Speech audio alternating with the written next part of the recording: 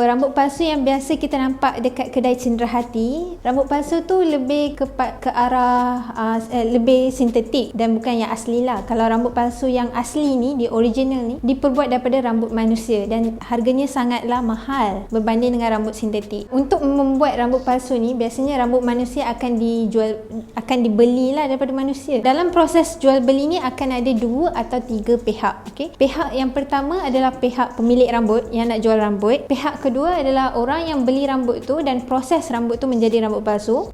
Pihak ketiga ni boleh jadi pihak yang orang tengah antara penjual rambut dan orang yang proses rambut tu menjadi rambut palsu lah. Kiranya dia macam reseller. Dia beli rambut tu dan dia jual balik dekat kilang yang proses rambut palsu tu lah. So orang yang nak jual beli rambut ni biasanya dia akan pergi dari rumah ke rumah. Dia akan macam, ada orang nak jual rambut tak? Ya, saya nak jual rambut. Sekejap saya keluar, macam tu lah. So dia akan keluar, dia akan bagilah rambut dia untuk dipotong. Dan cara orang ni potong rambut tak seprofesional macam orang dekat kedai gunting rambut. Dia gunting cantik-cantik kan. Yang ni tak. Yang ni dia sikat je, dia potong biasa je lah, potong biasa, tak ada touch up rambut tu. Kira dia tak profesional lah. Dan kalau lagi panjang rambut tu, lagi cantik tekstur rambut tu, lagi banyaklah duit yang orang tu dapat. Dan target orang yang nak beli rambut ni kebiasaannya adalah orang miskin lah. Sebab apa? Sebab kalau kita fikir sendiri pun kan, dengan cara yang saya cakap tadi, siapa yang rela jual rambut sendiri kan? Sebab rambut kan macam aset. Okay, so, tak kisahlah lelaki ke perempuan ke, tak ada orang nak jual rambut. Tapi kenapa ada orang yang sanggup jual rambut, walaupun rambut tu nak dapatkan rambut panjang tu akan ambil masa lebih kurang 2 tahun, tapi ada orang yang sanggup jual rambut disebabkan dia ada masalah kewangan, dia ada kekangan ke, dia ada kos rawatan yang perlu dibayar ke, kos persekolahan ke. So dia terpaksalah jual rambut dia. So rambut yang dibeli ni akan diproses dekat kilang rambut untuk menjadi rambut palsu ataupun hair extension lah, dan akan dieksport ke luar negara. Antara negara pengeluar yang terbesar adalah negara China, India, Vietnam, Cambodia dan banyak negara lagi, dan Malaysia pun ada tersenarai dalam tu. Okey, selain daripada rambut yang dijual beli, ada juga rambut yang diperolehi melalui sumbangan dan juga melalui lelong.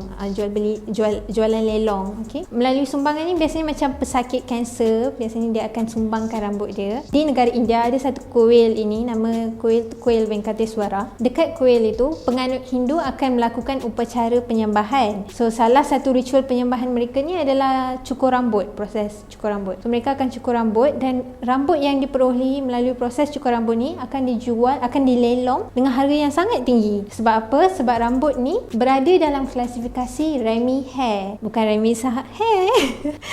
Okay.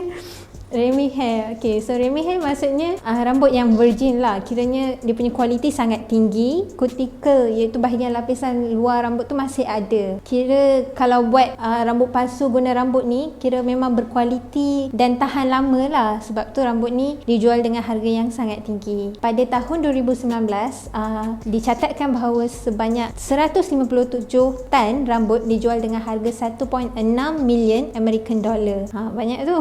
Tapi kalau kita tengok kos penjualan rambut palsu ni pula, kos penjualan rambut palsu ni biasanya dia akan dijual dengan harga 500 hingga ke 2000 American dollar lah. Tapi yang dapat dekat pemilik asal tu hanyalah sedikitnya sahaja. Maksudnya melalui temu bual dekat Vietnam, ada seorang perempuan Vietnam ni berkata yang paling tinggi dia pernah ditawarkan untuk jual rambut hanyalah $3. Sikit sangat berbanding dengan yang jual dekat luar negara tu kan, bila dah proses tu kan. Dan dekat Cambodia pula rata-rata mereka dapat dalam $15 sahajalah. Okey, kalau ada cara yang sah untuk dapatkan rambut, mestilah akan ada cara yang illegal untuk dapatkan rambut. So antaranya adalah melalui pencurian. Okey, dekat Venezuela ada satu geng ini yang dinamakan sebagai The Piranhas. Mereka akan serang orang secara random, and then dia akan ugut pakai pisau and paksa perempuan tu untuk guntingkan rambut dia. Itu antara salah satu caranya. Lagi satu cara yang saya rasa kesian, orang yang nak beli rambut tu memang dia akan akan pilih rambut. Kalau macam orang miskin ni, salah satu sebab kenapa orang miskin rambut dia tak banyak treatment. Yang tu lagi satu sebab lah, tak banyak treatment. So sebab dia tak ada cost nak buat treatment kan. So rambut dia memang genetically natural kan. So dia akan ambil rambut tu, senang untuk proses. Kalau rambut yang ada treatment, walaupun dye sahaja, rambut tu boleh consider sebagai rambut tak berapa sihat. Kalau buat rambut palsu guna rambut tu pun tak kukuh, tak tahan lama lah. Mungkin rambut boleh buat, tapi mungkin rambut tu tahan sekejap je. So dijual pun dengan harga yang murah berbanding yang dengan ori lah. Sebab tu ada klasifikasi yang saya cakap tadi, macam Remy Hair kan, saya cakap tu ada klasifikasi lah rambut untuk membuat rambut palsu ni.